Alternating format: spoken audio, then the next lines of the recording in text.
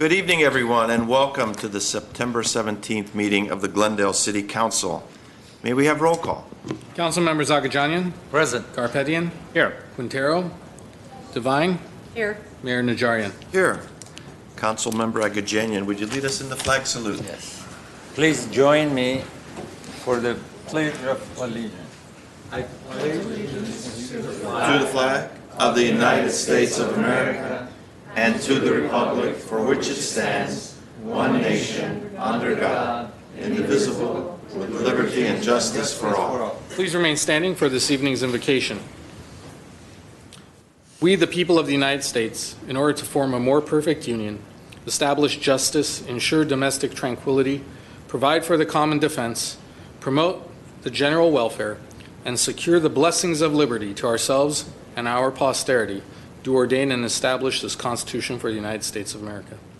232 years ago, this very day, with this brief introductory statement of the Constitution's fundamental purposes and guiding principles, our great leaders created our nation. Today marks the anniversary of the signing of our U.S. Constitution and marks the beginning of one of the world's most exciting experiments in democracy. Let us reflect on what our founders wrote and created. Let us remember the suffering and struggles of countless Americans who fought to validate their inclusivity in this sacred document. Let us look to one another to ensure that our efforts to form a more perfect union do not pit us against each other, but rather bring us together for the common good of all Americans. Let us pray for this as we also keep in mind those who defend our Constitution and way of life by serving in our armed forces and away from their homes and loved ones. We pray for them as we pray for peace tonight and always. Amen.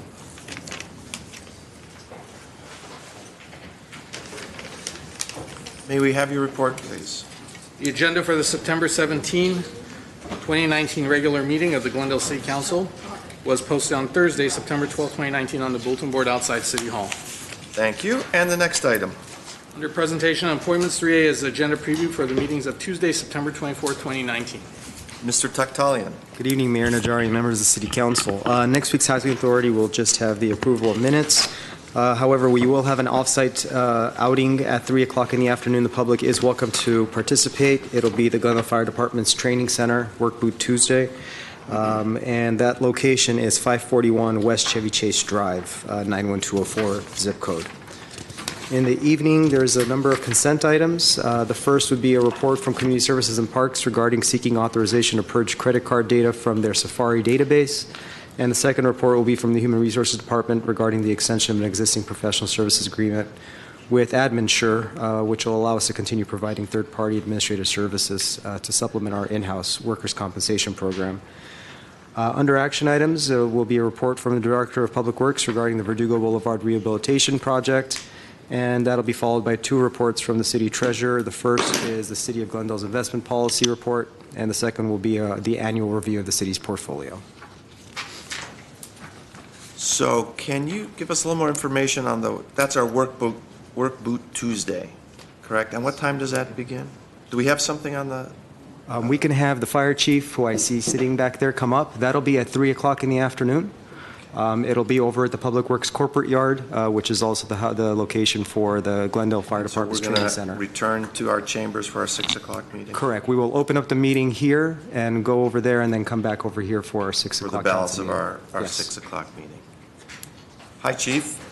Good evening, Mr. Mayor, members of Council. Silvio Alonso, your Fire Chief. Yes, next Tuesday at 3 p.m. we are happy to host the City Council and any members of the public who would like to come and visit our training center. We've spent a tremendous amount of work over the past couple of years in cooperation with Glendale Water and Power, Public Works, and other city entities to greatly enhance our training delivery and our training facility at the Glendale Fire Training Facility. So we look forward to a fun day.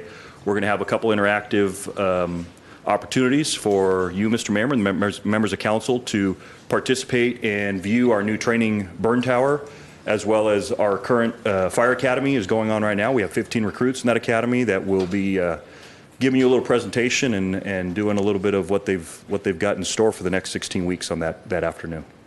Do you advise any particular dress code? Comfortable. It's just something comfortable. Jeans and a t-shirt's fine. Okay. Yeah. Boots?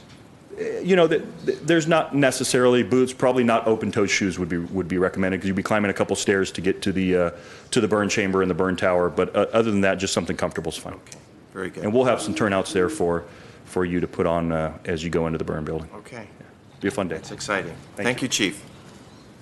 And that concluded the report. Thank you, Mr. Tektalian. Next item? 3B is a presentation, Shoshan Japanese Tea House and Friendship Garden renovation. Okay, Michael. Good evening, Mayor Najarian and members of the City Council. My name is Michael Belzer. I'm the president of Friends of Shoseian, which is a 501c3 nonprofit organization dedicated to the preservation and use of the amazing tea house that's located in Brand Park. The name of the tea house is Shoseian, that's Whispering Pine, and we have been able to realize a goal that has been set for over 10 years to renovate the interior of the tea house. And we were able to do that with the great support from the Japan Foundation that was able to provide a grant of over $170,000 to us. And we brought a short 4-minute video that will show you what it looked like before, the process during, and what it looks like now.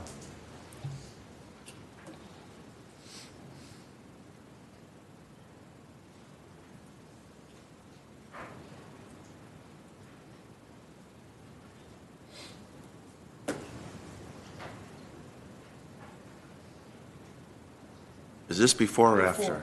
This is before. And there is volume, there is music on this.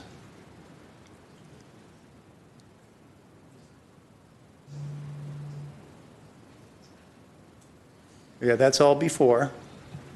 Now we take up the chocolate brown carpet and preparing for putting in the new slate floor.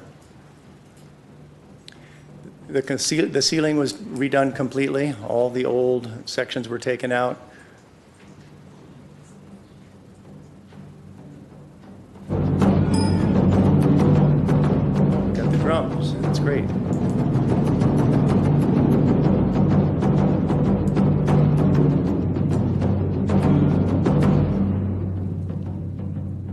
Person up there on the ladder, that's Toshi Kawabata right there in the goatee. He's one of the contractors that did the work. That's Kaz Okuda.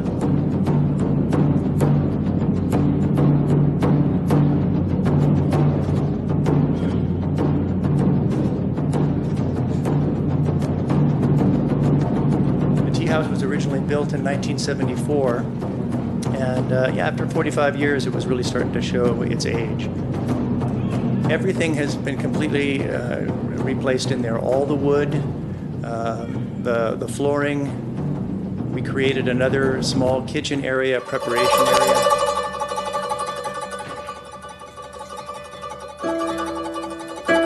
Brand new front doors. New shoji screens. Our new tatami mats where we do tea ceremony, both privately inside the mat room and then public ones out on the new slate floors. This is the new kitchen area that we created. That's where all the preparation of the tea will take place. New ceiling. The benches that you see there were handmade by Chris Peplow. He works for the city. He's head facilities manager for community parks. Those doors can either close completely or come completely off. That's a collapsible folding door that shows the entrance to the new preparation kitchen area. New lighting.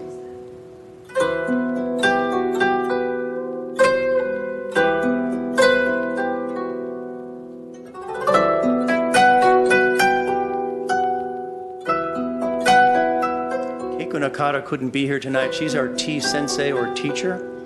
We also just call her the boss.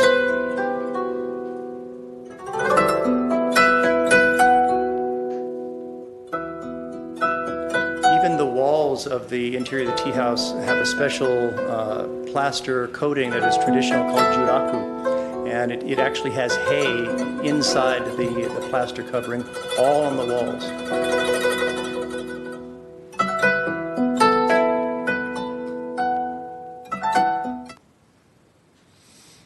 it. If we had a couple minutes more, I'd like to introduce a few of the people that are here with me. Hideki Hara from the Japan Foundation and Hiroko Tsukua. Could you come on up?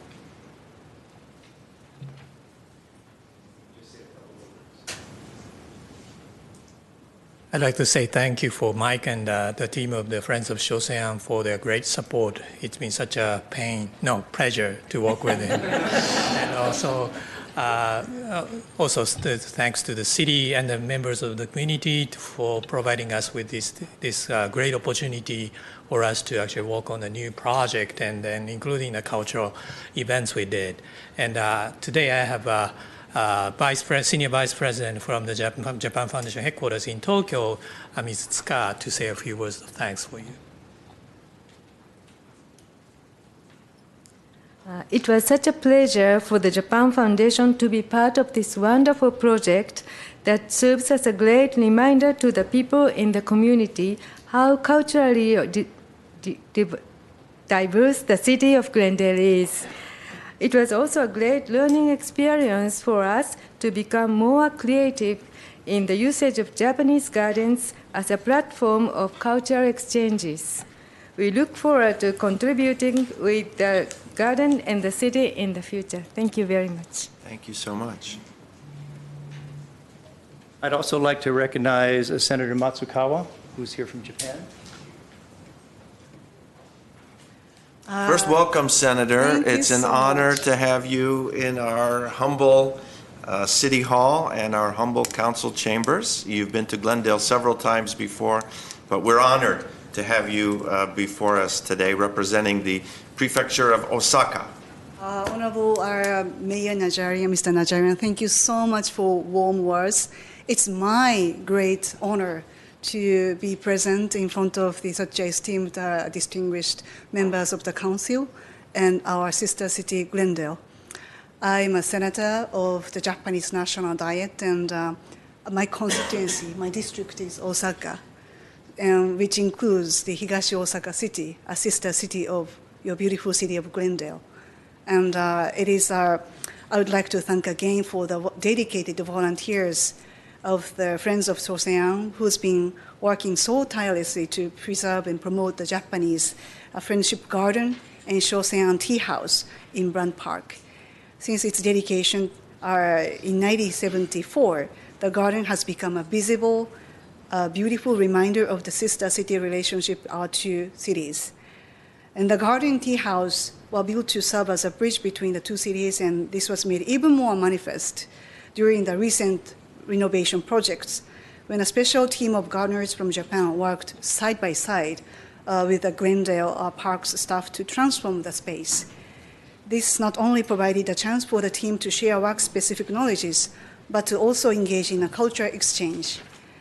And in a past visit to Glendale, I was particularly moved by the story about the Mr. Chris Peplow, who's, I learned, a very talented wood carver. And he was into this project so much, and he became friends with Japanese gardener. They worked together. So he even ends up working at his own garage, the bridge. And I saw the little, beautiful wooden bridge is now on the ponds of the garden. And I myself do the tea ceremony for a long time. I really want to come back for the new tea house and do the tea ceremony with the Glendale City people someday. Lastly, as Glendale and Higashi Osaka City will celebrate 60 years of friendship in 2020 next year, I really hope that there will be a continuous increased exchange opportunities between the two cities. And just a few weeks ago, I understand members of the Lion Club in Higashi Osaka cleaned the Glendale City seal located in Hanazono Chuo Park, it shows a great value how much Higashi Osaka City places on the dedication of decades of long relationship. I do hope in the upcoming anniversary year, maybe Glendale Mayor can visit our Higashi Osaka City to renew the friendship. And to do so, I think we need our mutual efforts. That is very necessary. And I do hope may the friendship between the two cities be further deepened and nurtured. Thank you very, very much. Thank you very much, Senator. Thank you, Senator. That's worth a round of applause.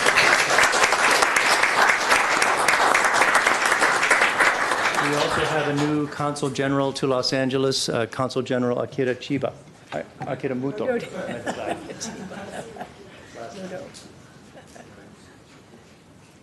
Well, good afternoon. I visited the Shosean last weekend, and I can say here that they have the great work here, and I can guarantee you the quality of the garden. It's very good. Thank you. Thank you. The ultimate seal of approval for all the workmanship that went in. So there are just a few people I'd like to point out and recognize. We have both Julie Bagish and Marty Bagish, past president and secretary of Friends of Shosean. And on the far right is Jenna Nguyen, and she is the architect, and she's the one that created the plans along with her company for our tea house. Jeremy Fields is in charge of our social media. Meredith Gold is in charge of treasury. And we have supporters here. Kaz Nakanishi is president of the Japan Gardeners Association. He's always in the garden helping us prune the trees and that kind of thing. Kazuho Baba is our back channel connection to Higashi Osaka, and he helps keep us connected to the council members there, including council member Tadamoto. Who else remember? Oh, we have Kaz Okuda. Stand up, please. Toshi Kawabata. These are our contractors. They're the ones that actually made it happen. And we also have Scott Drumheller. He's our cultural liaison. Scott actually lived in Japan for 13 years. And so he helps us whenever we have to make connections to Japan. Last but not least, part of my job as the president of this organization is to let you know exactly what's going on up there in terms of our monthly activities and what we're doing. And I would just like to review exactly how the tea house is set up. It is one structure, but it's actually two entities. Our group, Friends of Shosean, has a management contract with the city of Glendale to maintain the interior of the tea house and provide programming for the public, which we do on a monthly basis. But the kitchen and the bathrooms, that's separate, even though it's part of the same facility. So think of it more like a duplex. And the city will rent out the garden for private parties and weddings and give the public access to the bathrooms and the kitchen. Now, the situation is, now that we've got an awesomely renovated tea house, it really shines a light on the rest of the structure that hasn't been renovated. Now, that's a situation for the city. You'll have to allocate funds. It'll be a major renovation project, and that's something to be looked at separately. But in the interim, since you've seen what we can do, we have contractors that are in place and approved. We would like to propose a cursory, call it a cosmetic facelift, something simple. We could supply a coat of paint in the bathrooms and the kitchen. We could install new flooring and replace both toilets. This would be something that would be fairly easy to do. We would raise the money. We would make it happen. And that would really improve the visual until the city could decide exactly how they want to approach bringing it up to standards. And that's the end of our presentation today. Thank you. Thank you. We will thank you. Let's hear it for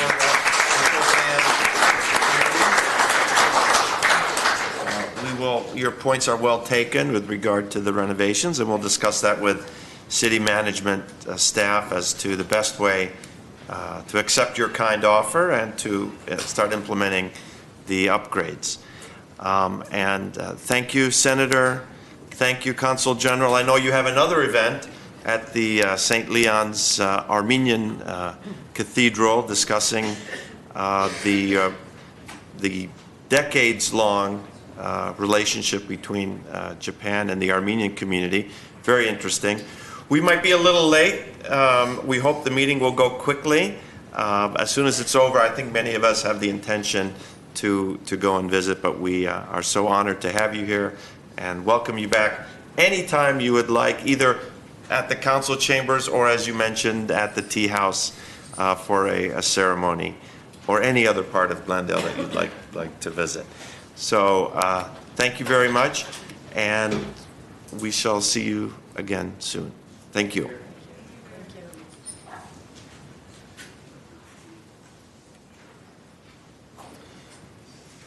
So I have a commendation for the Lions Club. I know, is anyone here from the Lions Club? Let's read it into the record. We may have. We haven't had it, but if you have it. That would be item 3C.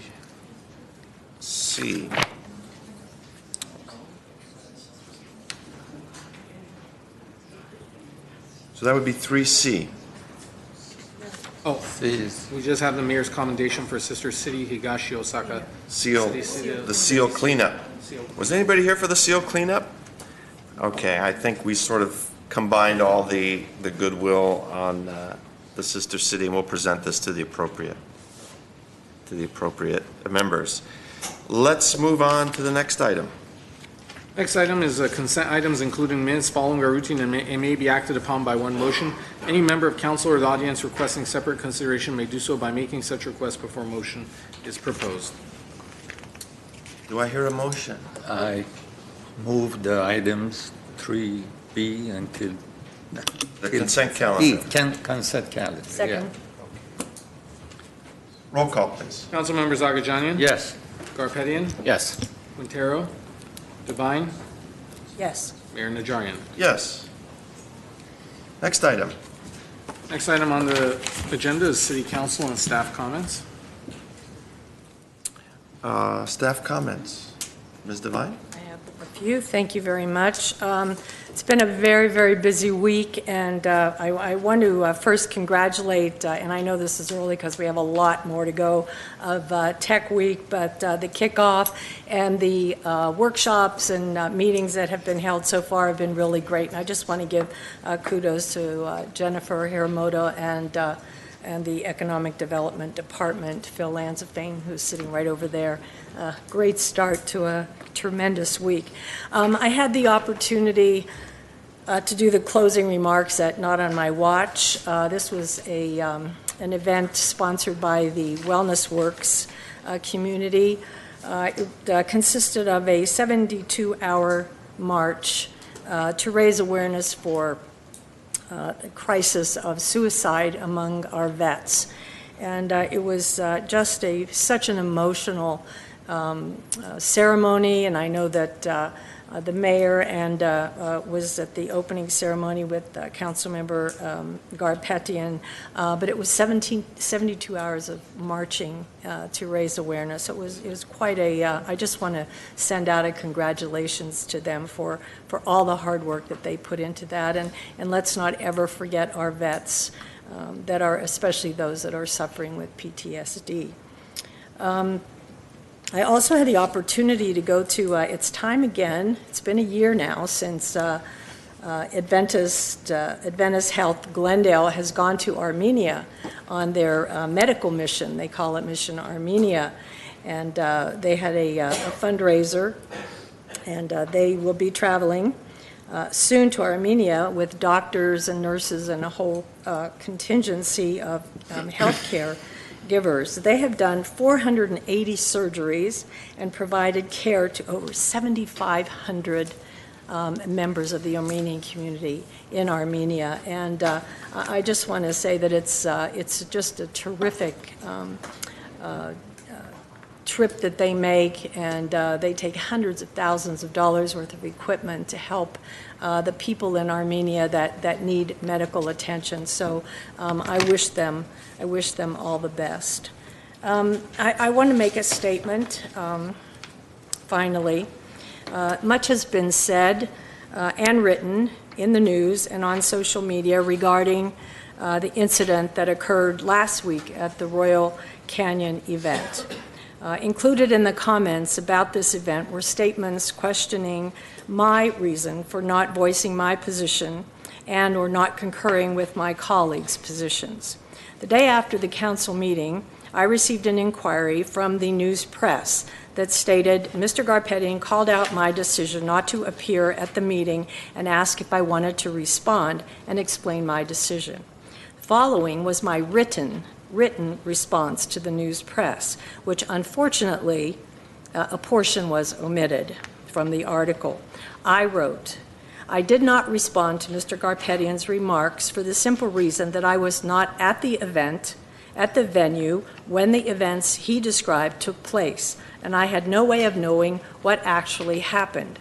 While I certainly agree with the comments made by my colleagues that if the actions of the Homeowners Association were racially or politically motivated and or orchestrated by someone were true, as assumed by Mr. Garpetian, such actions would be intolerable and inexcusable. However, after talking with members of the association who were there, and after hearing Mr. Garpetian's and the association president's comments, I was not convinced one way or the other as to the truth of the matter, and therefore believed it would have been inappropriate for me to make any comments supporting one side or the other based upon hearsay observation.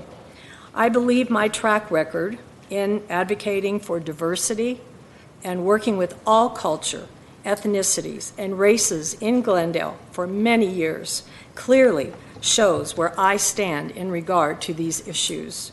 Whether the actions of the association were racially or politically motivated or were a breach of civility and decorum, the association was in the wrong.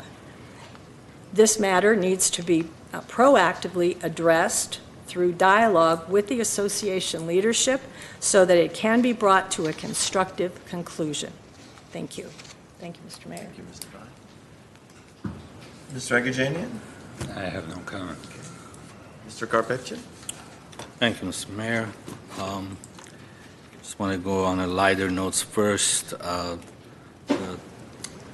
The Japanese tea garden, the tatami mats that they were referring to, the new ones. I had two tea ceremonies on those older maps, and the second one was almost 45 minutes, and the challenge was they asked me to see if you can stand after 45 minutes sitting on your knees, and I passed that test. It was a lot of fun.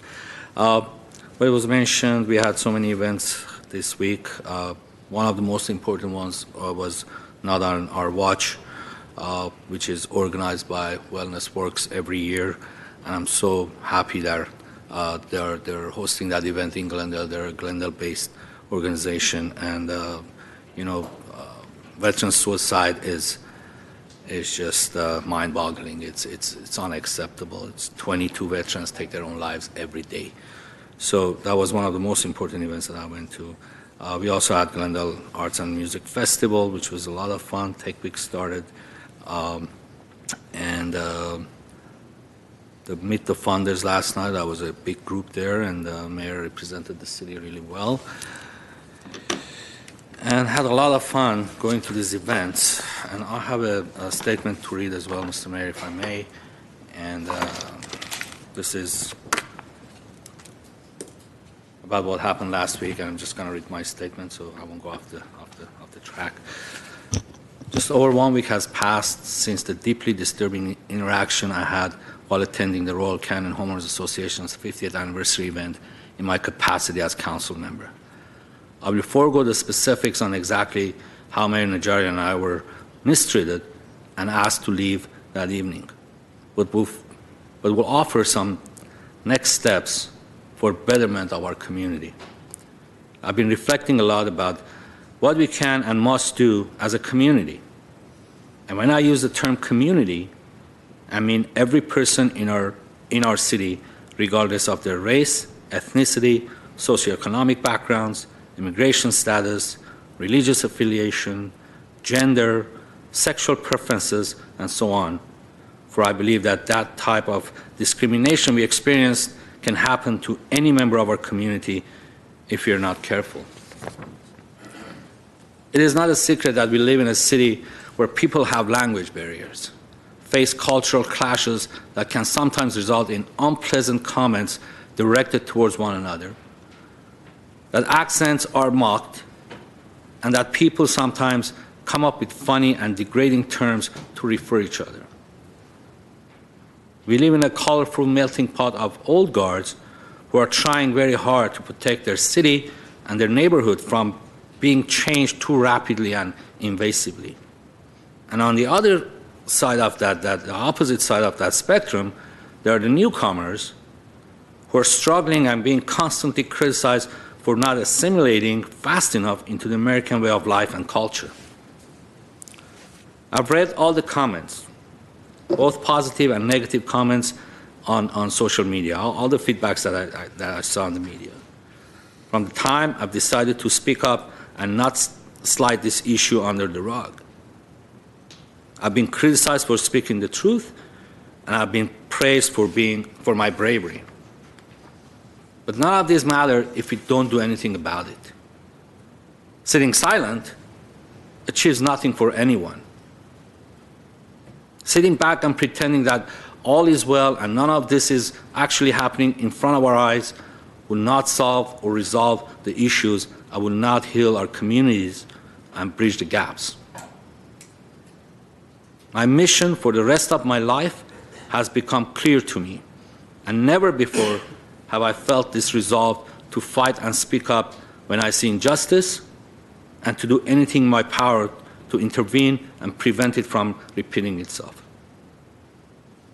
Everyone sees these types of actions and incidents through a different lens and calls them whatever they choose.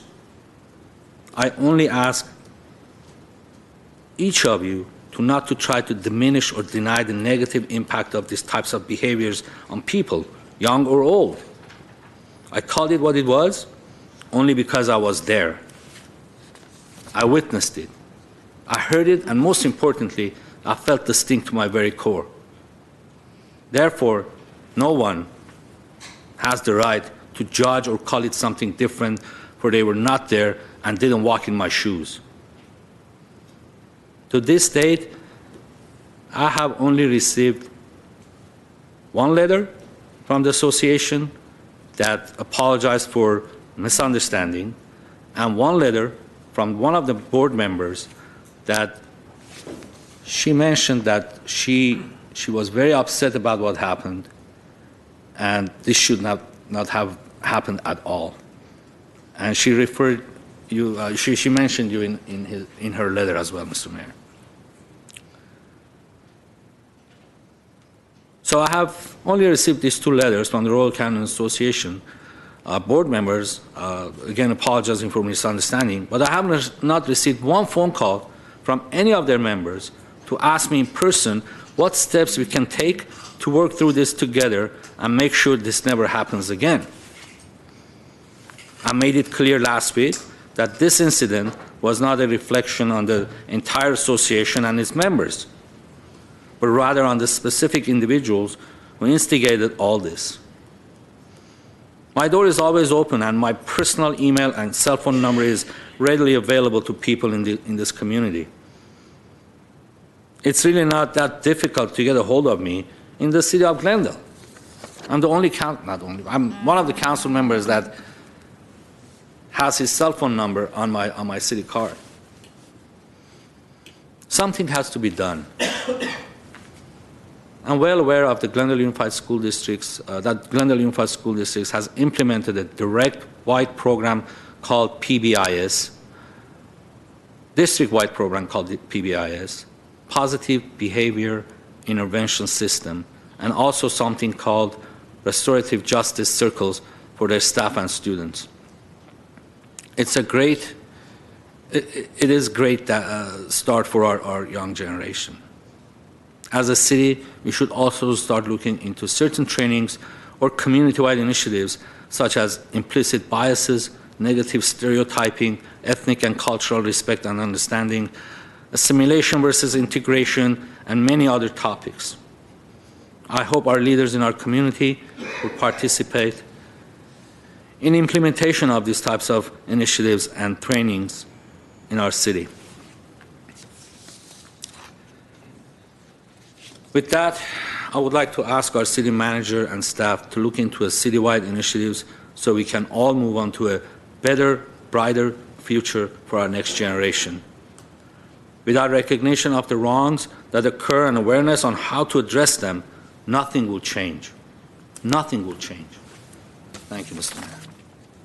Thank you. I have just a few remarks. Well, they're not remarks. Reflections on the weekend. I was very happy to see that the annual, in fact, many of you may not know that the Caruso organization issues two $10,000 scholarships to deserving high school students, graduates from the region.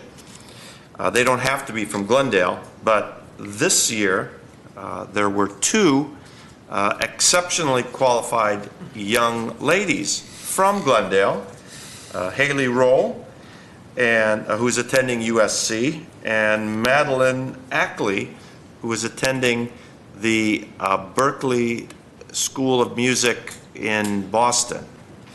It was a great small ceremony, but I'd like to congratulate those two young ladies and their families, as well as the Caruso organization for continuing in a very quiet way. They didn't ask me to make this announcement, but to recognize the best and the brightest in our communities.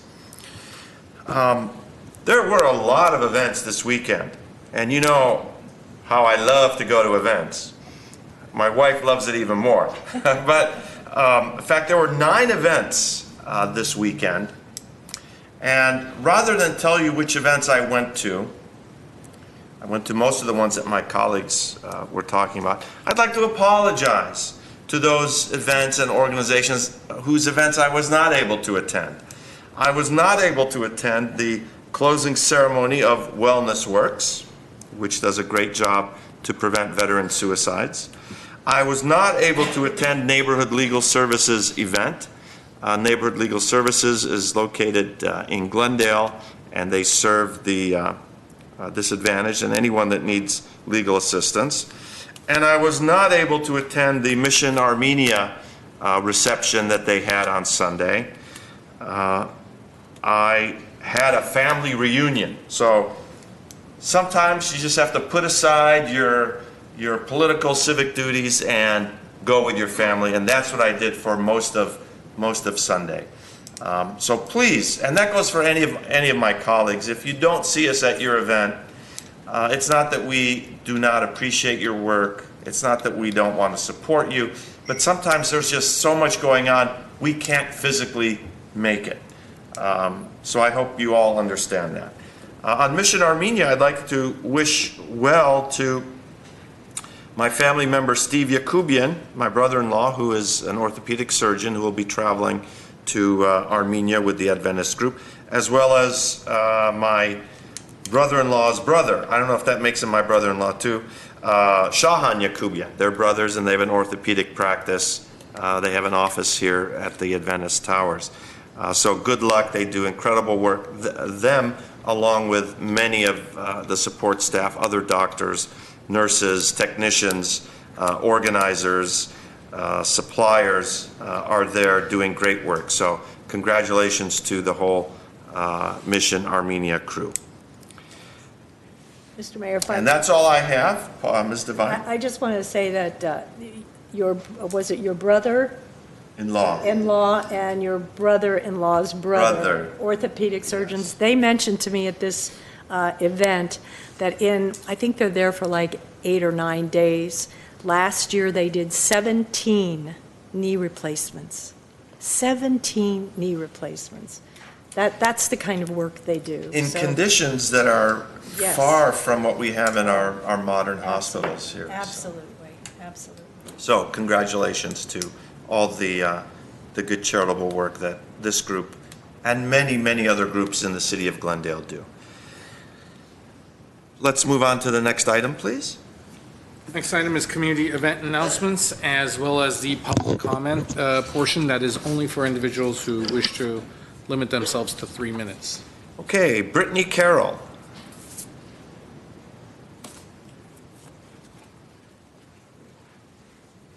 evening, Mayor and members of the City Council. My name is Brittany Carroll, and I'm a member of Gracias Music Foundation and International Youth Fellowship. In Gracias Music Foundation, we provide resources for students who really love music and scholarships for them to attend our music foundation so they can learn and better their ways to, give back to the community. And so shortly after the GMF was established, we had a ribbon cutting ceremony here right in Glendale, and the mayor in 2015, and the mayor then and some of the council members were able to come. And we recently joined with International Youth Fellowship and adopted some of their programs like volunteering and also, language classes. And we started a music school in Charles Drew Middle School that we teach mind education to students, to parents, how to have a strong and healthy mindset, and also police and fire departments and other departments. And so the reason why we came here as a representative of GMF is to invite the council and the mayor to our VIP reception and our Gracias Christmas Cantata. This is an annual show that we have once a year, performed by the world's famous Gracias Choir, most prestigious choir in the world, who's won multiple choral competitions, top one in Germany in 2015. And they started off with only 8 members, not having any musical background, but they received one promise that they will become the world's best choir. And 10 years later, it will happen. And so this cantata is going to be held September 26th, a beautiful family event, 3 p.m. and 7 p.m. And in between that is a 5 p.m. VIP reception. And so the reason why I'm so moved by working for the cantata is because you see a lot of tragedies going on, the shooting in Las Vegas, and then many families who are complaining and not able to gather together. But people come to the cantata with these type of hearts, and every time I see them come out, everyone has a bright smile, everyone has joy-filled hearts, and they give testimonies of how they're so thankful that they could come to this event. And so even me and my mom, we never had despite our non-existent relationship, she was able to see it before she died. And I was so thankful and so touched that I want to continue inviting people to this cantata. And so, like you were saying, Mayor, there's a lot of problems going on in the world, but you can't run away from darkness. But once light enters, darkness automatically disappears, and that's what we do through the Gracias Music Foundation. We change lives and we bring joy. And we're opening up a school here in Glendale, and we want you to come to the VIP reception so you can see and get to learn about our foundation. So thank you so much for giving us this time. Thank you very much. Arda Chakyan.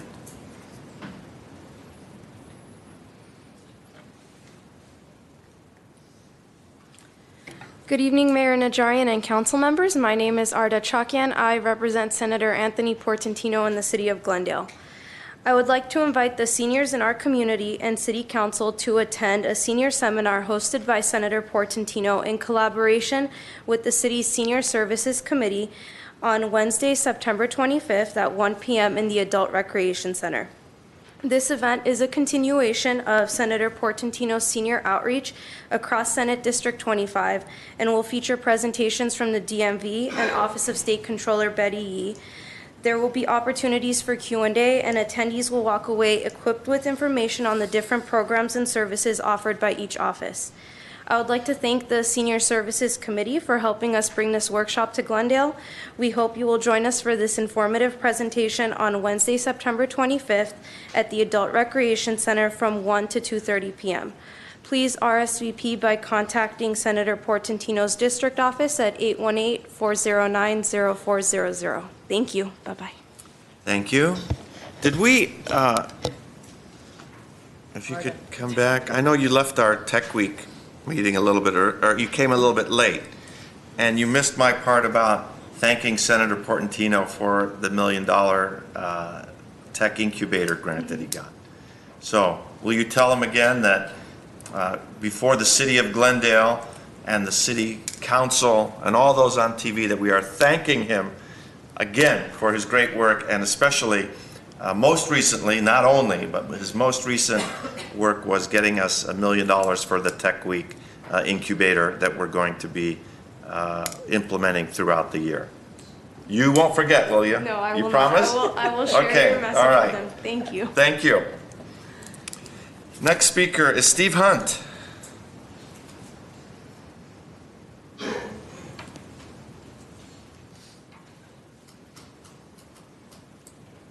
Good evening, Mayor Najarian, council members, staff. My name's Steve Hunt. I'm president of the Glendale Historical Society, and we want to add another event to your busy weekends. On Sunday, the 29th of September, we're having our annual home tour. And oh my, this year, it seems to be a very special one.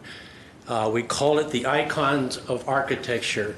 It's 5 homes in Glendale that were designed by 5 prominent architects. The tickets are on sale now. It's a event that runs from 10 to 4, and our ticket sales are just as good as they've ever been. They're way beyond what we've ever experienced before. There's a couple homes on there. I've had comments from them.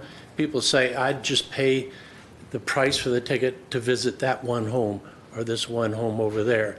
A lot of training going on, docents at every house, well organized. We've done this for many years. So I'd just like to pass some of these cards around in case there's interest on that. But September 29th. Thank you. Thank you. Steve, can you tell those who are not familiar with the tour of homes how it's basically the logistics of it? Yeah. Where do you start, and where do you get your tickets from, and what? Yeah, you buy your tickets, you can buy them online by either going to Glendale Arts or to glendalehistorical.org and clicking on our events page. That'll take you to where you can buy the tickets. You'll receive an email a day or two before the event. We have 3 locations. We're expecting about 1,000 people to go through these homes. So we have 3 different locations where you can pick up your tickets, your wristbands that get you in the homes. And those 3 different locations, one at the Alex Theater, one at Bistain Brothers, and one at one of the houses. Once you have that, you drive around each of the houses. Although one house, there's 2 houses that are about a mile apart, and one's got a very steep, narrow driveway. So we have a shuttle running back and forth between those 2 homes. So that's, does that answer the question? Yes, that's very great. Mr. Garpetian. Yeah, Mr. Hunt, unfortunately, I won't be able to attend because I will be out of town, but I attended the one that we had in Vertigo Woodlands. It was a tour of the historic homes as well as a neighborhood walk. It was like 3 to 4 hours of walk. It was very, very interesting. Catherine Yurko was our guide, and she did a great job. So I encourage everyone to attend the tour of homes. Do you have 5 homes you mentioned? How many homes? 5 this year, yes. 5 this year. Very nice. Thank you, sir. All right, thank you. Thank you. Now, moving on to the 3-minute general public comment section of the meeting. First speaker is Nahid Lasura. Lashura, but that's close enough. I'm sorry, I didn't take it. Good evening, Mr. Mayor, council members, and staff. Thank you so much for amazing events on Glendale Tech Week. I'm here, if you remember, I was here 3 weeks ago, and I talked about safety and traffic issues in our neighborhood. The reason why I'm here today is because I woke up yesterday and the side view mirror of my car was gone. Somebody had probably speeded and couldn't control and just hit my car and didn't even bother to stop.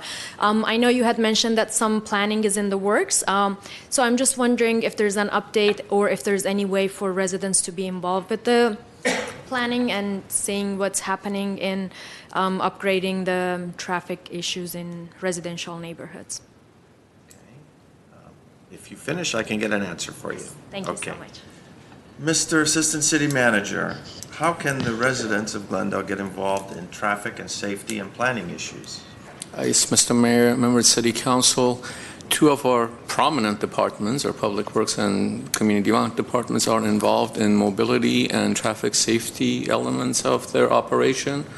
I am more than confident that I'll be able to help out with anyone who's interested in sharing their ideas. When it comes to implementing construction or traffic-related projects, they do hold public informational meetings. They do invite folks, residents within those neighborhoods to attend these meetings. Updates on the projects are available on our website, the city's website, on the Public Works specific web page that shows the progress of projects and upcoming projects. Mr. Amrani is reaching out for his business card, so we'll leave that with City Clerk, whoever, or the speaker. If she's interested, she can call Mr. Amrani's office directly for information and more details. And if I can add, there's involvement at the micro level, which is a particular specific location that has an incident that has deficiencies in the eyes of the residents. And then there's the macro level, which is the larger traffic flow and circulation elements that the residents can get involved in. And for the micro level, I think it's better to call directly. Of course, you can contact council or directly to our Public Works Department on those larger planning type of issues. How many lanes do we want? Are we going to include transit? What sort of traffic devices will we install? That'll be more of a community discussion. Is that fair to say? Okay. Yes, Ms. Devine. You know, I've noticed a problem that's beginning to cause problems, just like this one, where the side mirrors are being parking on both sides of the street, and it's narrowing the roadway. And so when there are two cars coming, and I'll bet that's what happened on your street. What would it, is it Ethel or Mountain? Well, ma'am, we should, okay, so we no, can't, I'm sorry, yeah. for record purposes, we can't have the back and forth, Yeah. but I'm going to let you continue, Ms. Yes, Devine, and you okay. can answer So, off record. Yeah, okay, so what's happening is with cars parked on both sides of the street, the roadway is narrowing, and I think sometimes when there are a car coming in each direction, they have to, you know, they can misjudge very easily. I don't know what is, if there's an answer to that, if you can maybe give us some information on what can be done about that, if anything. Yeah, Mr. Mayor, Member of City Council, Council Member Devine, as you are very well aware, some of our streets are fairly narrow. In instances that we have opportunities to widen the streets when we do perform capital improvement projects, we definitely go ahead and do that. But there are competing interests, right? So on one hand, we have a desperate need for parking within our certain residential neighborhoods. On the other hand, we need to have proper traffic flow and circulation. So these two interests compete at the same time, so it becomes very challenging. We're a built-out city. Opportunities for widening streets are very limited. In the meantime, we don't want to narrow sidewalks, and we want to encourage pedestrians walking and riding their bicycles. So there's certain issues that we are challenged and faced with. But when the opportunity is there, we do implement widening streets to eliminate, hopefully, those kinds of concerns. I think probably one of the best solutions is for drivers to practice some sort of etiquette whereby one stops and lets the other one go through and not try to both squeeze together at the same time, because I've noticed a lot of mirrors that are you know, broken, and it's becoming an issue. Thank you. Thank you. Next speaker is Rofdel. Hi. Oh, Raphael. Hi, Raphael. Sorry about that. It's okay. Good evening, Mayor, City Council members. I'm Rafael. Humans are about to kill most animals and plants and become cannibals. There are too many humans, thousands of millions, and they're making trillions of dollars from trillions of products, from trillions of animals and plants on Earth. That is all there is. The number of animals and plants is plummeting. Humans love money. The only way thousands of millions of humans can keep making trillions is by killing all animals and plants till there's no money to make and no food. Billions of humans keep reducing the number of animals and plants. Too many ways nonstop. By force, this number will drop to zero. In one day, billions of humans kill hundreds of millions of animals and plants for meat and millions of other products. They kill 1 trillion in 10 years. That means in 30, there will be no deer, rhino, giraffe. In 40, no fish. In 50, no cows, pigs, chickens. They killed most already. There were millions of whales, buffalo, pigeons, now thousands. In the last 40 years, humans killed half of bees and other pollinators. That means in 40 years there will be no apples, oranges, peaches. In the last 50 years, humans killed half of farm soil. That means in 50 years there will be no corn, beans, tomatoes. Soon we'll start fighting for food.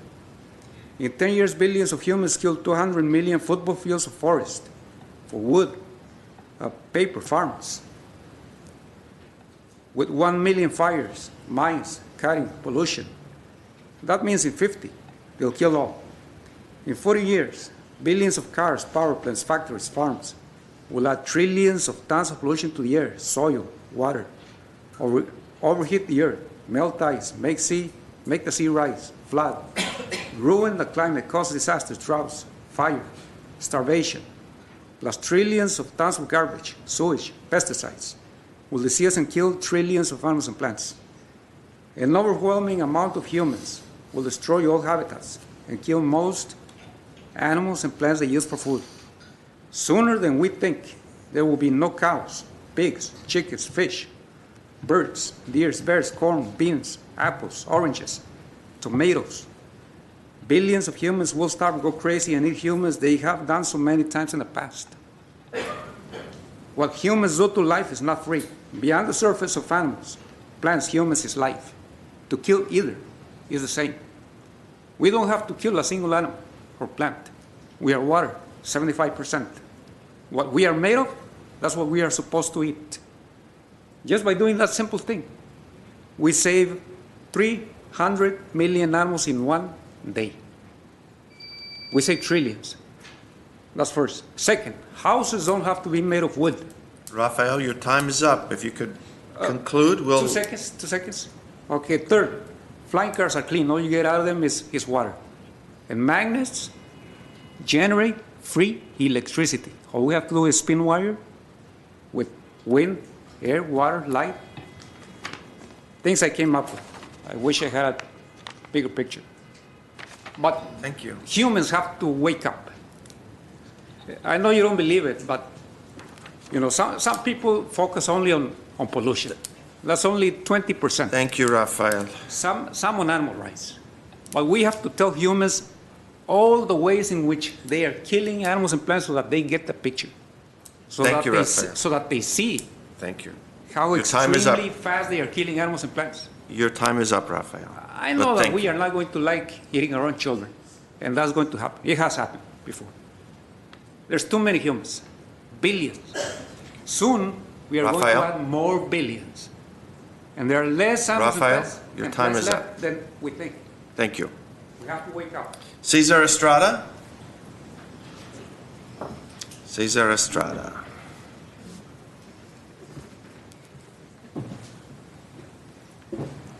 Hello, good evening, Mayor, all the members of the council and staff.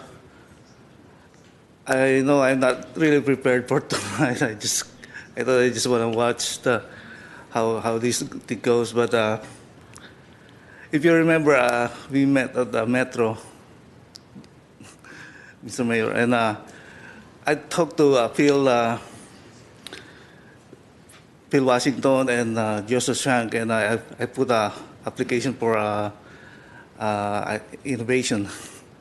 And the idea was great, but I need to start collecting a support letter, like from you, starting from Glendale, because the idea is to stretch or maintain or at least get the Glendale line or our lab to our red car project keep going again.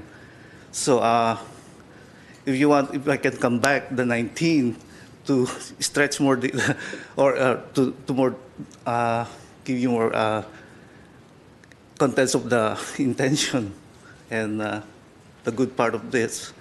So I just stop right now because I'm not really ready. Okay.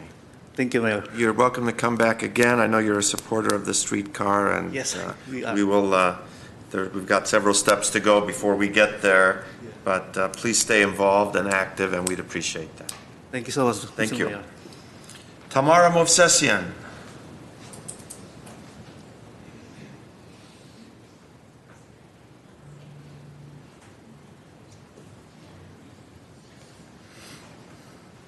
Ms. Movsesian, would you like an Բարի interpreter? երեկո։ Թարգմանիչ կուզես։ Ասեց հետո իսկ կթարգմանի։ Գուզես թարգմանիչ։ Չէ։ Okay. She does not want an interpreter.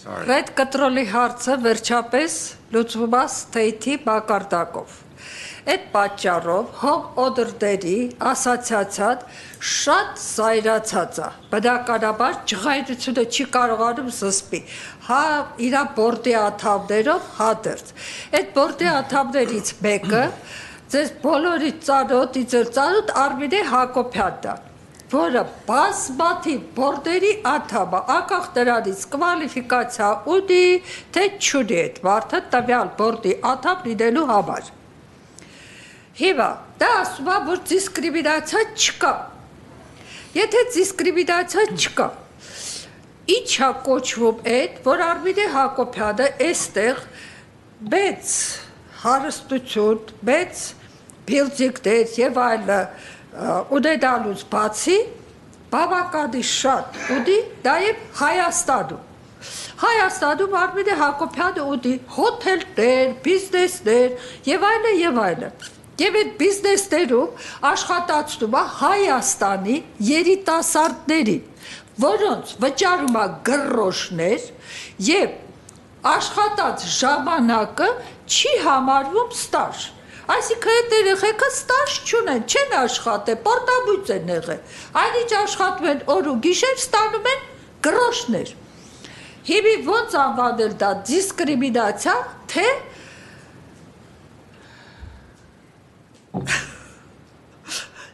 սովետ բադ ստրկատիրություն։ Որն է ճիշտը, ես չգիտեմ։ Դուք ջոկեք ու ասեք։ Դրանից բացի Արմինե Հակոբյանը շատ լավ դիսկրիմինացիա է անում ամեն հարցերում։ Ես փաստեր ունեմ ու երբեք ինչ որ ասում եմ, իմ խոսքիցս հետ չեմ կանգնում, որովհետև հիմք ունեմ։ Ինքը իր խոսքերից ելնելով ինձ ասե, որ ինքը բորդի անդամ է Advertise հիվանդանոցի դեղերը, որ ուղարկում են Հայաստան, օրգանիզացիայի անունը չի ասել, հեստեց ասես դեղեր, որ ուղարկում են Հայաստան Advertise հիվանդանոցի, որի ղեկավարը իր փեսաներից մեկն է, այդ բորդի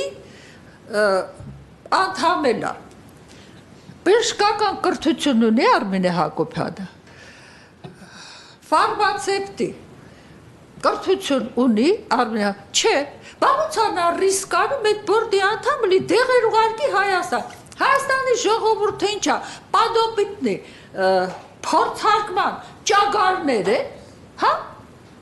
Այդ դիսկրիմինացիա չի Հայաստանի ժողովուրդին։ Վերջապես, նա որ այդ կան տարի այդ իր բիզնեսերը Հայաստանում աշխատացրել է։ Թաքս տվել է Հայաստանի կառավարությանը։ Եթե չի տվել, հիմա փոխհատուցում է, թե ոչ։ Մնացածը հետո կասեմ։ Thank you. The last card I have is from Sharon Weissman.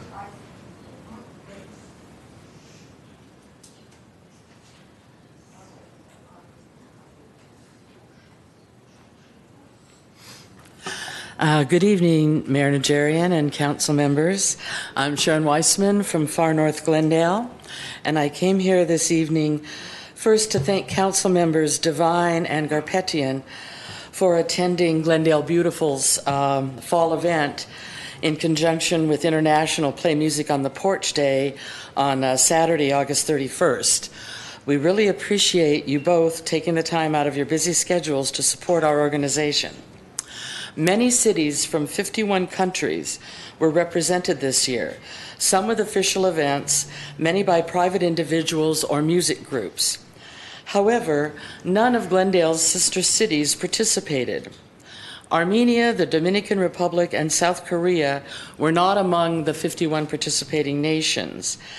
And while Mexico and Japan had representation that was not from Glendale's sister cities, the one who was honored right here earlier today, I think we had a lot of fun at our modest little event at the Casa Adobe de San Rafael.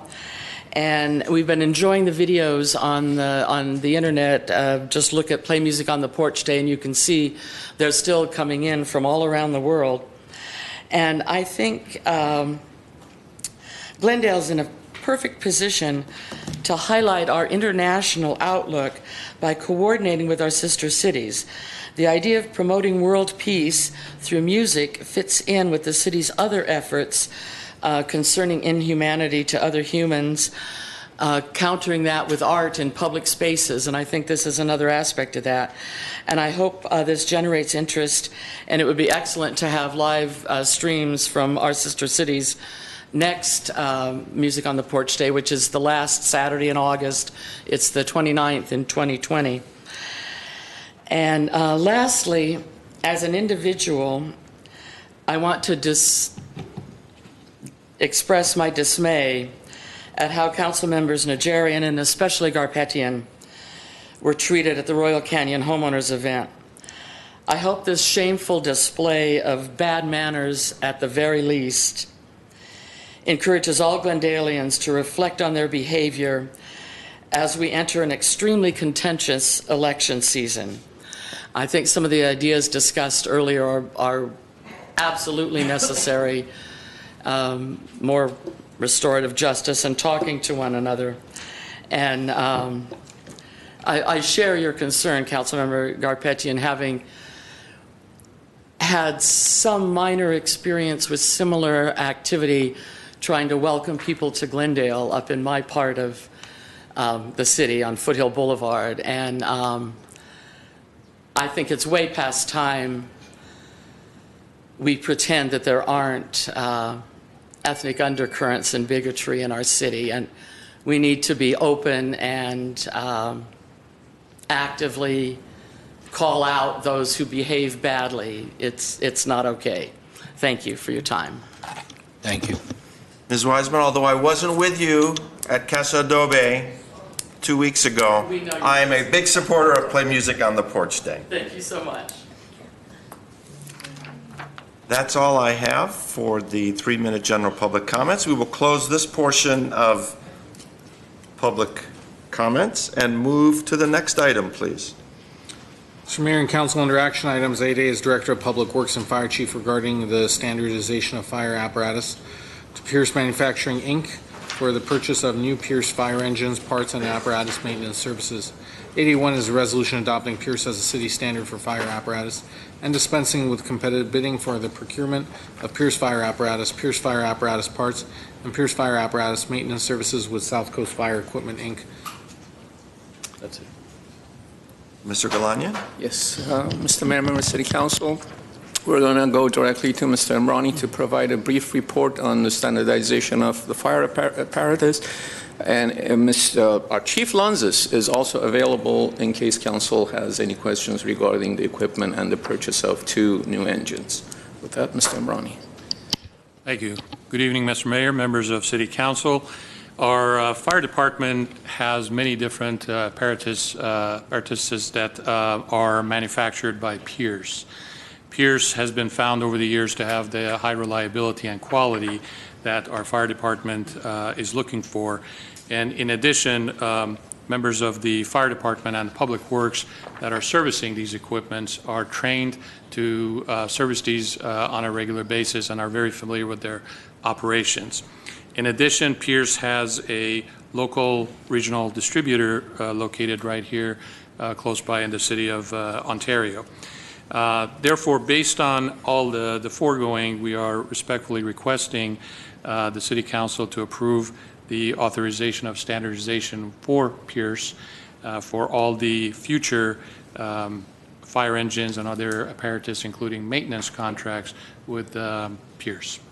And Chief Lanza is here also. If you have any further question, we'd be happy to answer those questions.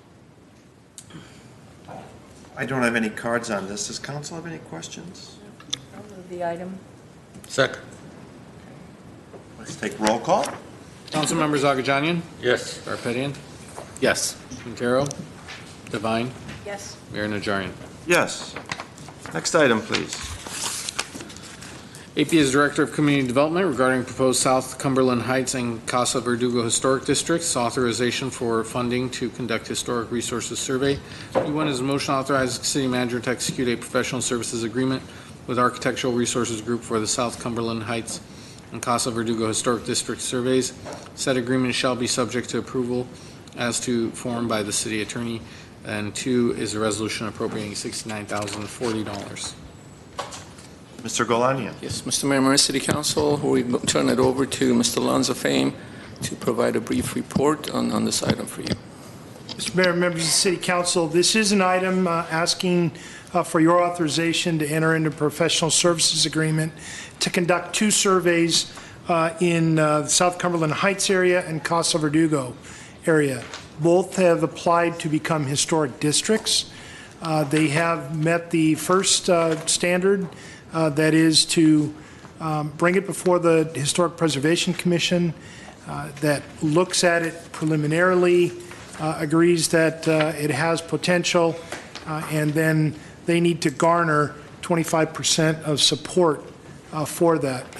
In the case of South Cumberland, 44% said yes, let's go forward. In Casa Verdugo, 45%. At this point, we are looking for an appropriation of funds to conduct these 2 surveys.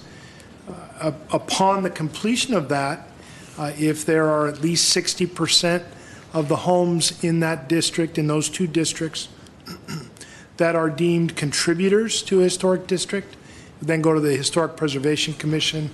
They would review and authorize a second petition in which 50% plus 1 of the owners of homes in those districts would have to vote for that. It would then come back before the City Council.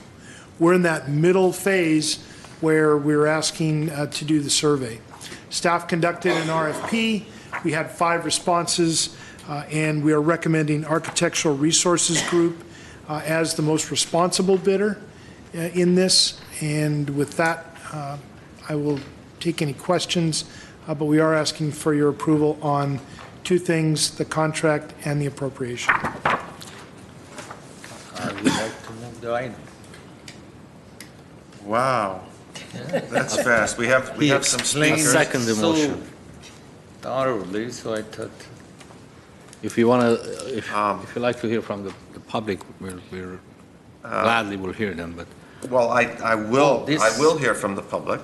This is about this item? Yes. Oh, I'm sorry. Yes, I will hear from the This is for public. 5 minutes. I do want to, I don't want to prolong the meeting, but there are some very interesting historical facts about these neighborhoods. Do we have someone just to give us a little overview before we go to the public? Mr. Platt? I asked Mr. Platt to give you some background on the 2. I mean, this stuff usually doesn't pique my interest, but this was some very interesting historical background and I guess for both neighborhoods. Can you just, I mean, I don't want to, don't do your whole thing, but give us, frame the neighborhoods for us, frame the question for us. South Cumberland Heights is the first district you're considering tonight. It's kind of the final puzzle piece of what was identified back in 2004 as a big Cumberland Heights historic district. Since that time, we've designated Ardeven Highlands and North Cumberland Heights. So this is the remaining portion of that neighborhood.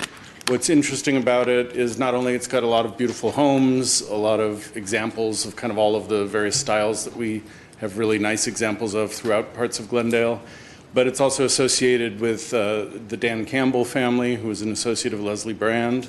And so it reflects that kind of the early days where the kind of the founders of Glendale started subdividing their land for residential use and creating these neighborhoods that we all really enjoy today. In terms of Casa Verdugo, it probably has a more interesting specific history because it's very tied to the Pacific Red Car and the line that Leslie Brand brought up Brand Boulevard to Glendale. At the termination point up near Mountain, back in the day, there was a restaurant called Casa Verdugo that became Glendale's first tourist attraction. It was kind of a regional attraction, bringing people into Glendale. And it's kind of how they started selling people on coming here to live. So the neighborhood that kind of sprang up just to the to the east of Brand Boulevard, kind of near the intersection with Mountain, reflects kind of that early history of why people look to the suburbs as a really ideal place to live. And this district is interesting because it has a lot of craftsman houses as well as the kind of period houses we have from the 20s and 30s. So architecturally, it's one of our most diverse neighborhoods, and I think it's really interesting for that. In those years, was there a design review board in the city of Glendale in the 20s and 30s? So a homeowner would pick his or her own style and have it commissioned, or someone would spec house? A lot of the developments had covenants attached to them, so they would establish how wide the streets would be, what the setbacks would be, certain levels of quality for the houses. There are also kind of the ugly sides of those covenants that we can talk about some other time if you want. So there was a certain kind of uniformity that came out of that, but ultimately the styles were the choice of the developers or the owners who just bought raw land and hired an architect to build their houses. I'm going to go to the public, but I'd like to ask support from council to have a discussion and a report from staff as to how far we've come with our historic districts and what remains in the future for our historic districts, how many more possible districts are out there, how many are in the works, as a receive and file type of report. And if someone would support that, I would support that. we can perhaps have a discussion at some later time. I do have cards from the public. Would you like to hear from the public, or does anyone have any questions at the moment for Mr. Platt or anyone else? Okay, let's go to the public. Chris Cragnotti. 3 minutes. Good evening, Mr. Mayor, members of council, and city staff. First of all, Mr. Gajanian, thank you very much for your enthusiasm this evening. Trying to move the motion move the item immediately. That's great. I'm sorry, I thought these are for 5 minutes portion of. I won't take 5 minutes, I promise. I'm Chris Cragnotti. I'm vice chair of Glendale's Historic Preservation Commission, but today I'm here as a resident of Casa Verdugo and as a real estate broker working here in town, and I'm here to speak in favor of moving this motion forward, this item forward. As a real estate broker, I can tell you that our charming historic neighborhoods are a huge draw for homebuyers and are unique in the region. Our surrounding cities can't touch the blocks and blocks of conforming streets and classic architecture we have here. Decades ago, our then city councils, at the request of residents, established the Design Review Board, as well as anti-mansionization regulations to keep our neighborhoods intact, and for the most part, it's worked. Today, as you know, our state legislature is on a mission to redefine and, in some cases, completely rezone our residential city streets. Citing affordability issues, housing bill after housing bill seeks to permanently alter our single-family neighborhoods. They are trying to seize control from you, our trusted officials, and blanket the state with multifamily housing and busy transportation corridors. So far, the only places city leaders and staff have been able to push back, even just a little bit, are in historic districts. Never before has an historic overlay zone been more important. As a native resident of Glendale and a real estate broker with intimate knowledge of what draws people to our city, I respectfully request that you not only approve this expenditure tonight, but that as a council, you consider using our city's fine history as a way possible, in every way possible, to protect our city and us from the pressure coming down from Sacramento. Thank you for the opportunity to speak and for your service to the city. Thank you very much. Next speaker is Bob Nixon. Good evening, Mr. Mayor and City Council members and staff. My name is Bob Nixon. I'm here with my wife, Kathy Nixon, tonight because we are both on the committee to establish the South Cumberland Heights Historic District. we urge you to move this motion forward, approve the funding for the consultant. We live on Idlewood Road, and we were in charge of surveying the homeowners on Idlewood Road to try to get their signature. And I'm pleased to report that 72% of the homeowners on Idlewood Road are supportive of the survey and supportive of moving forward with a historic district. So we urge you to adopt the motion here tonight. Thank you. Thank you.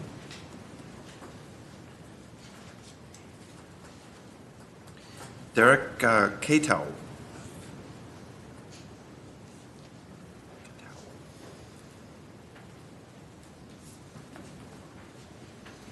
Hello, good evening. My name is Derek Catal. I'm a longtime resident of Glendale, and I live in the proposed South Cumberland Heights Historic District. I'm also the chair of the South Cumberland Heights Historic Districting Committee. I'm here tonight to ask all of you to support and approve the Historic Resource Survey, which we require for our proposed historic district to move forward in the next steps of this process. Back in 2004-2005, the neighborhood that I live in was surveyed and found eligible as a historic district back 15 years ago. I love the old world charm of our neighborhood. It really exemplifies early California architecture, and it should be preserved and protected so all of the future generations can enjoy it. Thank you for your time, and please approve the funding. Have a good night. Thank you. Mark Taraborelli.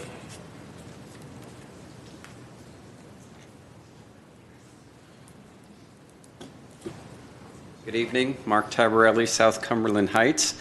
I've been a volunteer with doing all the door knocking with my partners behind me, and I'm really excited about tonight to take it to the next step. And I hope that you approve the funding so that we can continue to go door knocking and meeting our neighbors and getting the next round taken care of and move forward in forming the historic district. So thank you. Thank you. Catherine Yamada.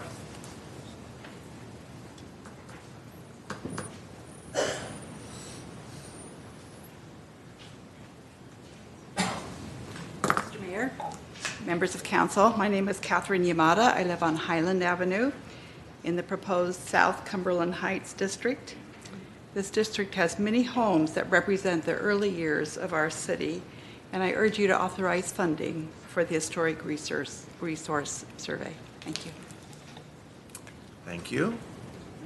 Robin Fay.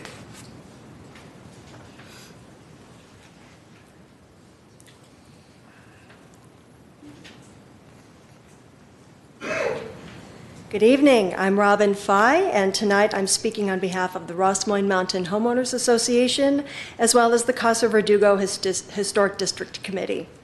What started in 1905 as a real estate plan to get people interested in moving here to Glendale, the neighborhood of Casa Verdugo quickly grew into a thriving community with homes, schools, businesses, and even its own phone book.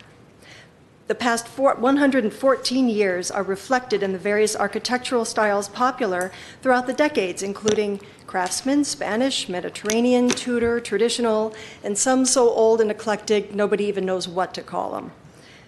Through the past century, Casa Verdugo homes have been featured on postcards and silent movies, TV shows, and newspapers. Casa Verdugo exemplifies the early heritage of Glendale, with 4 houses on the Glendale Register of Historic Resources and a 5th in the application stage. The homes and architecture still reflect that heritage and embody the bygone eras that they have seen come and go. Our neighbors work very hard to preserve these homes and this neighborhood for future generations. And we ask that you help us by approving the funding for the survey that will help bring Casa Verdugo closer to becoming the historic district it very much deserves to be. Thank you very much. Thank you. Felix Fye.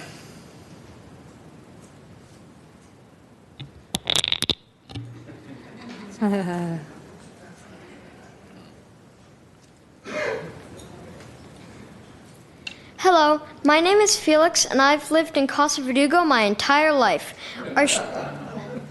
Our streets are great for walking our dog and bike riding, and I think Casa Verdugo has the prettiest houses in Glendale. I like that we have a lot of old homes in our neighborhood because that makes them more interesting. I hope you let us have this survey so we can become an historic district so we can keep these beautiful homes from disappearing. Thank you. Thank you, Felix. Steve Hunt.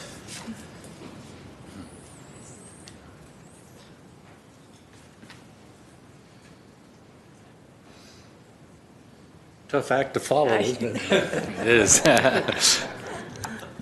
Steve Hunt, President of the Glendale Historical Society, Mayor Najarian, council members, staff. I'm here also to encourage you to approve the motion and fund this.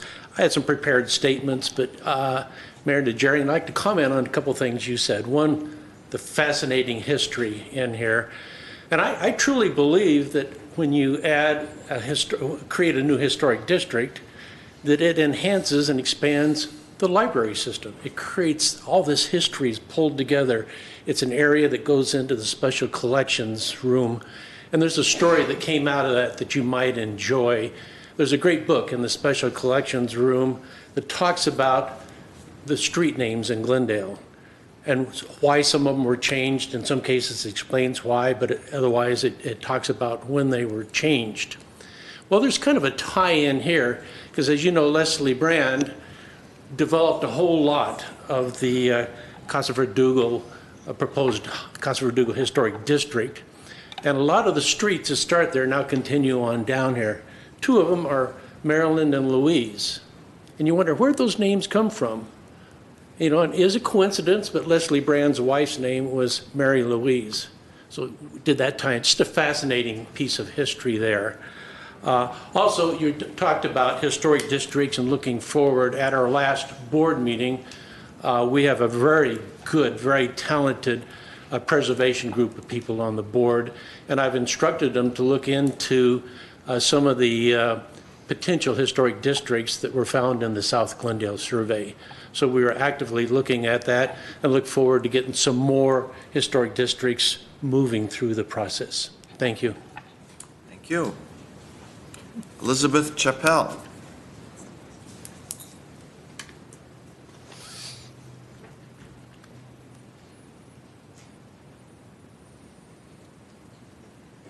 Good evening, Mr. Mayor, Councilman. Thank you for giving me the time. My husband and I became residents of the Casa Verdugo district a year ago. We've come from Houston, where we lived in a historic district. The city of Houston took too long a time to preserve that neighborhood, as a result of which beautiful old homes were torn down and replaced by enormous modern structures. When we came to Glendale, the fact that this neighborhood looked historic influenced the purchase of our home. When people go to Europe, the main objective there is to go and look at the standing treasures of old architecture and long times that went before. We have that here on display in Casa Verdugo is originality, history, a respect for what came before. It tells the story to our children of our heritage and the skill of craft. And as an added benefit, it keeps specialty craftsmen employed. We need to preserve that. You can't wait. Once it's gone, you can't bring it back. So I'd like to add our plea to making this neighborhood one of special distinction. Thank you. Thank you. Mary Wallace.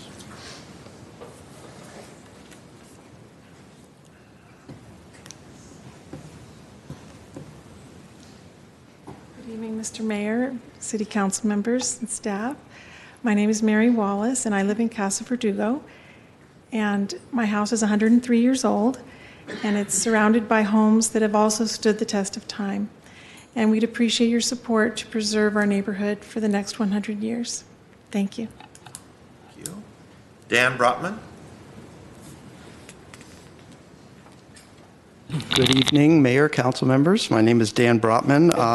I'm an economics professor at Glendale College and co-founder of the Glendale Environmental Coalition, but I'm speaking here today as a Glendalian and resident of a different historic district, Neo-Drara Historic District.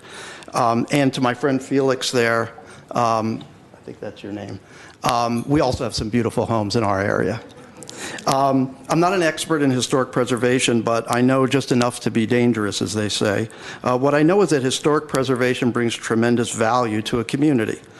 There's significant social benefits, such as the way historic structures give us a sense of belonging and commitment to a particular place. They have the potential to bring people of diverse backgrounds together around a shared past. These benefits are abstract but real. They're also very concrete and measurable economic benefits. Many studies have been done that bear this out. A rich historic fabric not only helps attract visitors, it's a magnet for young, talented, creative types that value authenticity. Historic buildings support walkability, and we know walkability is directly correlated with property values. I'm pleased to see the city working towards creating new historic districts in South Cumberland Heights and Casa Verdugo neighborhoods. I urge you to approve the motion before you today. Thank you. Thank you. I don't have any other cards. And so we're not approving the historic district today. We're approving the selection of a consultant to identify historic resources in those two neighborhoods. That is correct. To do a survey to identify historic contributors. So, I could feel the excitement in the room building, but we've got several steps to go through. I would like to move the item. Second. I have a comment. Yes, you may, Ms.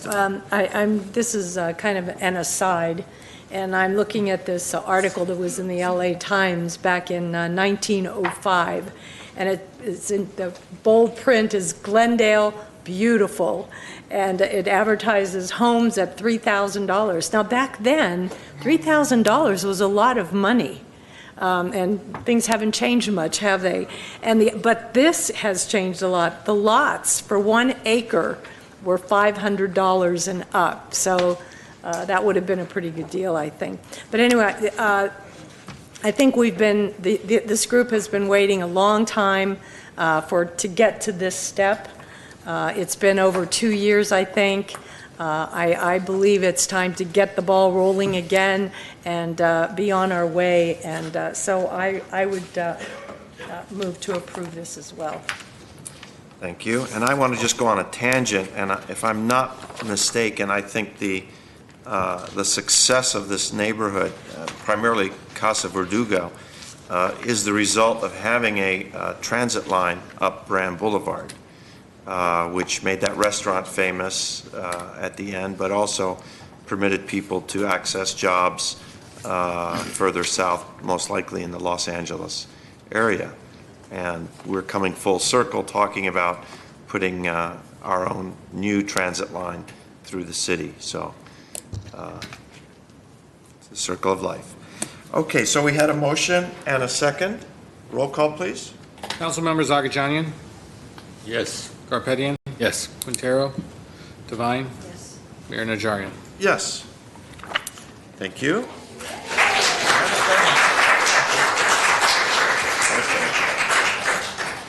All we did was pick a consultant, but I'm happy we've got this enthusiasm going.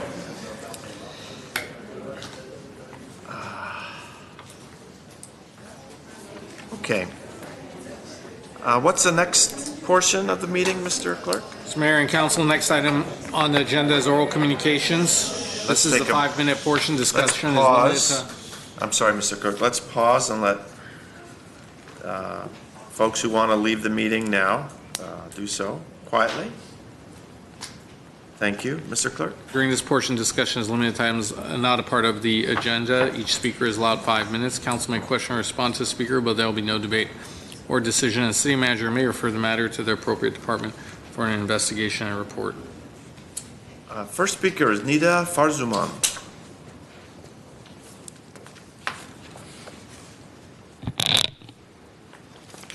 Good evening, Mayor and City Council members. My name is Nada Faramand. I'm the Executive Vice President of Glendale Council PTA and a 30-year resident of the city. Approximately 40 million Americans are born foreign-born, of which 6% are naturalized citizens.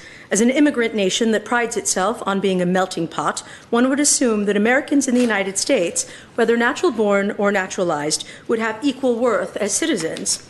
This was seemingly not the case last weekend at the Royal Canyon Property Owners Association's Summer Social in Glendale.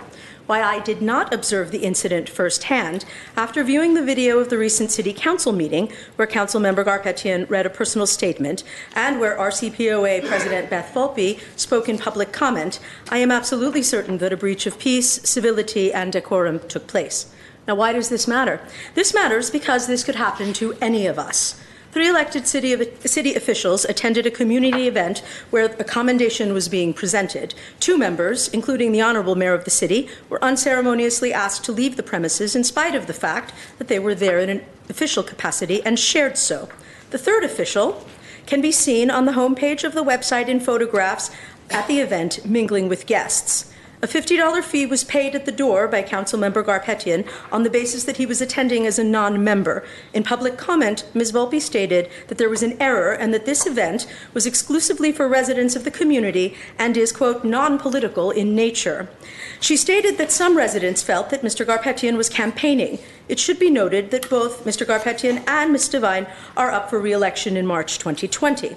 Ms. Devine was allowed to mingle with community members and socialize freely.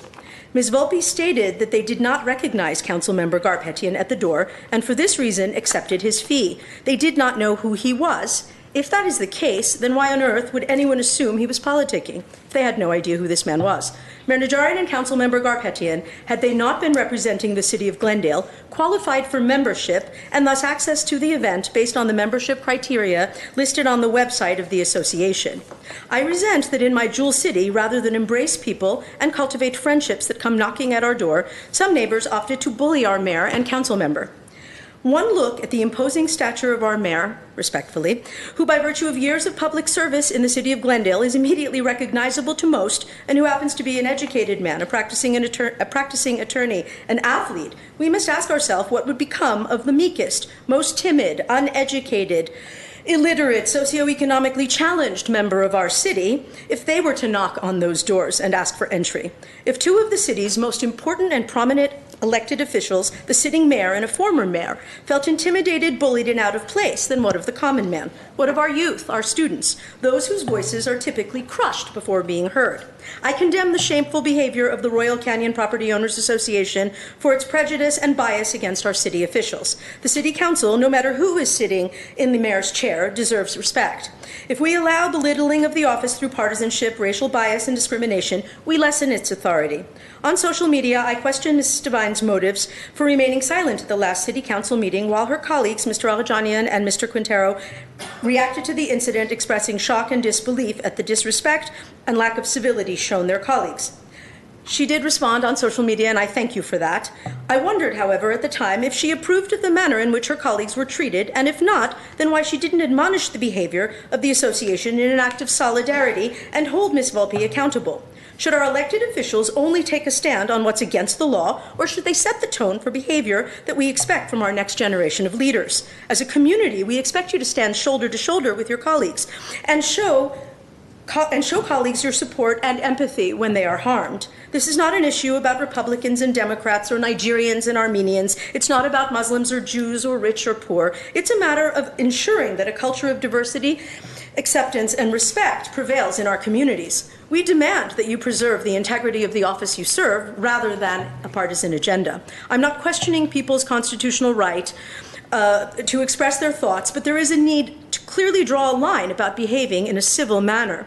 As public servants, you deserve to feel safe and treated kindly with courtesy and professionalism at all times. Events such as this don't exist in a bubble.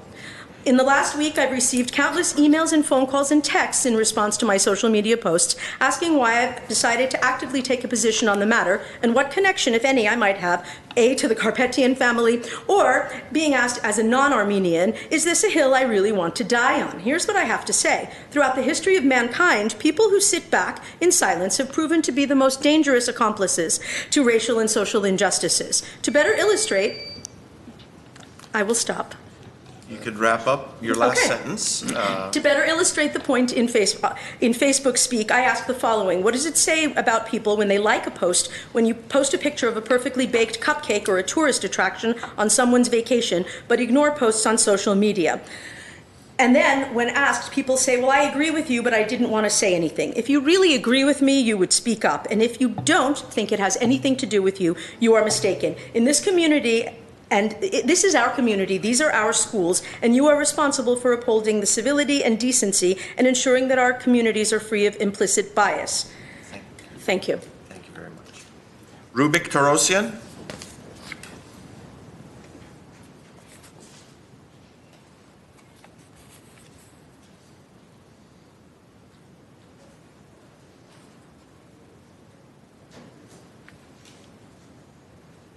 Good evening, Mayor Najarian, council members, staff. My name is Rubik Torosian, a proud resident of Glendale for over 40 years. On May 7th, exactly 19 weeks ago today, I came to this dais and I brought some concerns to share with you pertaining to the civil service commissioners, in particular Mr. Sam Manoukian, Garo Ghazarian, and also the Glendale Police Department. And the chief of police was here that day and he's here today as well. And at the conclusion of the 5 minutes, Mr. Najarian asked Mr. Garcia, the city attorney, to get in touch with me, at least pertaining to the civil service, the conduct of civil service commission. We can all review the tape.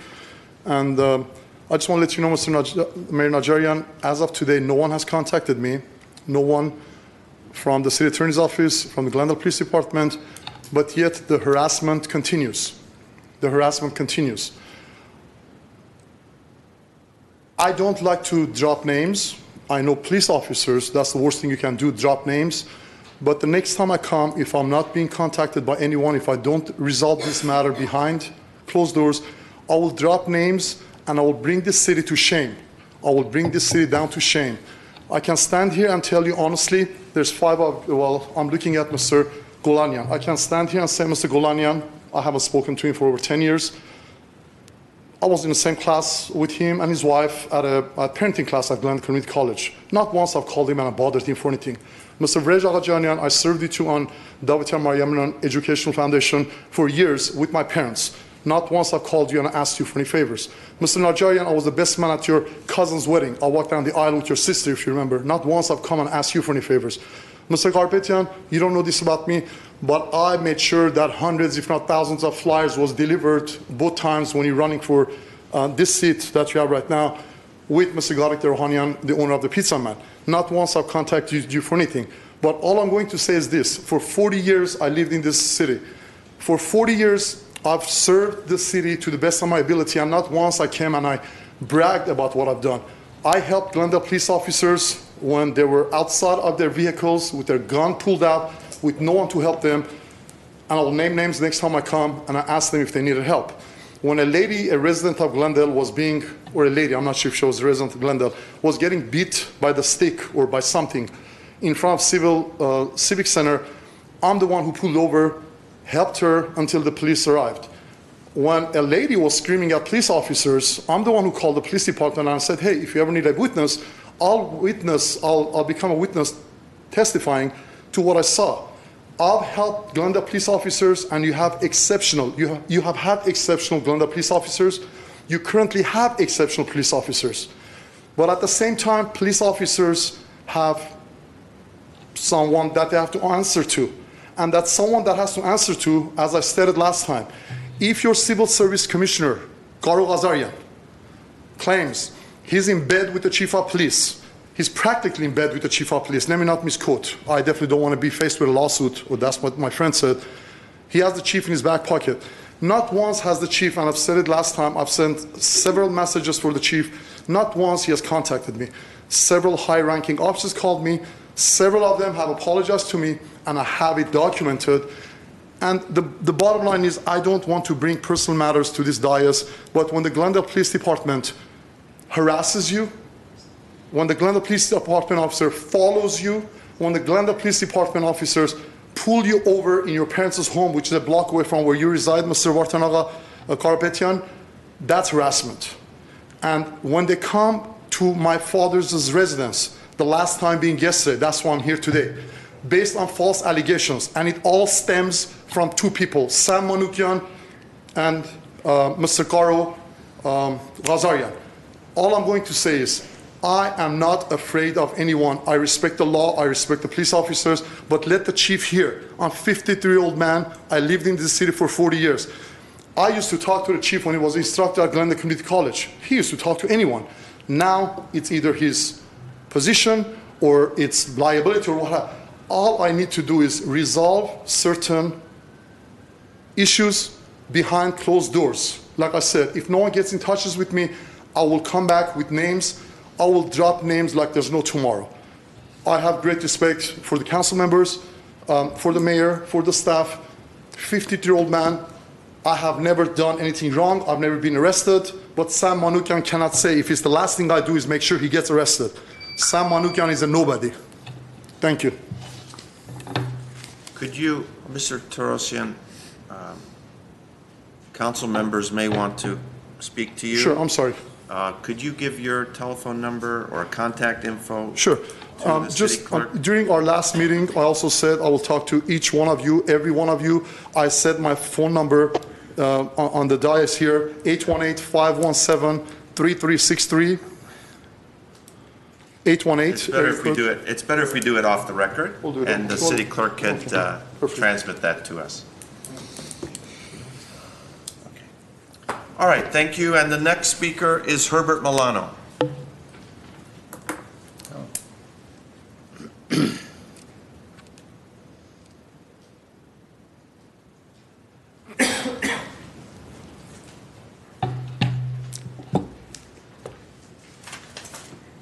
Good evening, Mayor Najarian, members of the City Council, and staff.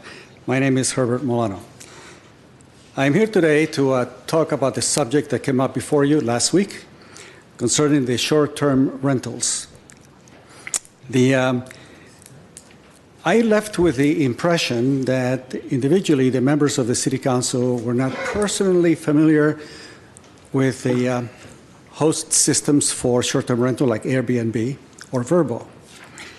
And I decided to take a look more closely at the report to see what information you relied on for your opinions. And to be frank, I felt that the report was deficient in many respects and did not include sufficiently the benefits that an Airbnb community will do for the city of Glendale. It is my suggestion that in the next 5 weeks that you have before the subject comes back again, that it will be very easy for the individual council members to actually try Airbnb, register, and actually, rent for the day or for the weekend homes throughout and apartments throughout the city. Gives you more familiarity with the different areas of Glendale as well. And I would be very glad to give you a perception of the controls that are in place that make Airbnb a viable alternative to promote the city. In fact, it was about 10 years ago that the city paid significantly for a consulting company to promote Glendale outside. Well, here we're doing it for you at no charge. The people that come to us oftentimes are coming from Armenia for weddings. I've hosted a couple that was about to get married for 2 months. I will be hosting a couple that just got, they're in their 60s and just got their green card. And they'll be staying for 1 month in one of the units that I have in the Airbnb. Last year, at this time, I was in Yerevan. And I had the choice of staying at a hotel paying $125 a night, and I found an incredible place for $35 a night, just as good, and if not better than the hotels. So I spent 2 weeks enjoying myself in Yerevan, dancing and traveling. And I think that the pricing availability that makes it affordable for individuals to come to a country and visit it is a significant boost to tourism. And those economic benefits were not highlighted in your report, how significant they are, nor were issues about how Airbnb assists the property owners in improving the properties and putting capital improvements.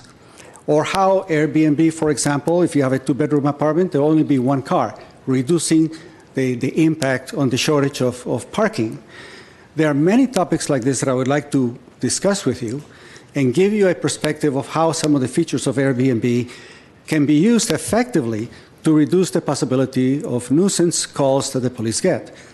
But what is missing from the report is an accurate validation and data, hard data, that allows you to make the claims that you made and that you made in the last week concerning the impact that it may have on, for example, rentals of affordable housing. So I have several questions. I've sent some of these questions to some of you councilman members, but I would like to be able to discuss those in person, and I'm open to that opportunity if you give it to me.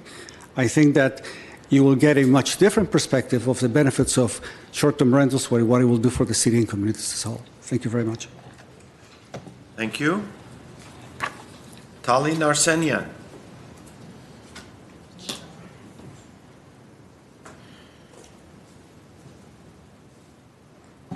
Mayor Najarian, council members, staff, community members, I'm Tali Narsenian. I'm the president of the Glendale Teachers Association. In our Glendale Public Schools, we teach and practice inclusivity. No one is turned away, particularly not from social events meant to bring the community together. From what I've read and what I've watched, I am certain that at the very least, harm has occurred. The actions of some of the members of the Royal Canyon HOA have caused harm to at least 2 council members, if not more people. Those actions, I feel, have also caused harm to our community. I'll share what I would share with my students. If you have caused harm, you have a responsibility to initiate and participate in repair. In order to be restorative, acknowledgement of actions must occur, dialogue and conversations must take place, and relationships must be rebuilt and repaired. I am calling on the adults, particularly those of the Royal Canyon HOA, to act in a restorative manner and be the role models that our students deserve. Please repair the harm that you have caused. And on a side note, I am a trained circle keeper, so is Netta. We would be happy to facilitate in any way to help repair harm. Thank you.